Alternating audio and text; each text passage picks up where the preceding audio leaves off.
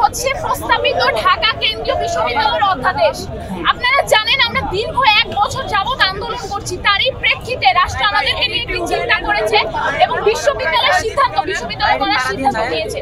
তারই প্রেক্ষিতে আমরা বিভিন্ন সময় রাষ্ট্রের বিভিন্ন অধিদপ্তরে গিয়েছি এবং আমাদের মতামত প্রকাশ করেছি।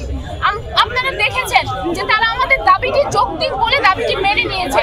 বিভিন্ন সময় বিভিন্ন ষড়যন্ত্র মহল 7 কলেজের শিক্ষার্থীদের ডোমিনেট করার জন্য মুখ পেতেছিল, কিন্তু রাষ্ট্র যখন একটি সিদ্ধান্ত নিয়েছে সেটি নিশ্চয়ই যৌক্তিক সিদ্ধান্ত নিয়েছে।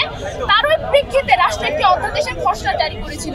আমাদেরকে ইউজিসি থেকে বলা হয়েছিল সেপ্টেম্বরের ভিতরেই অধ্যাদেশ জারি করা হবে, কিন্তু আজকে অক্টোবরের 13 তারিখ, কিন্তু অধ্যাদেশের কোনো নাম গন্ধই নেই। বরং রাষ্ট্র দিনের পর দিন পেছাচ্ছে এবং আমাদেরকে ভুল বোঝাচ্ছে যে তারা মতামত নিতে বসবে, এখন তারা একটি অন্য প্রক্রিয়া শুরু করবে। আমরা খুবই আতঙ্কিত বিশ্ববিদ্যালয়ে তাদের এই কার্যক্রমটি নিয়ে।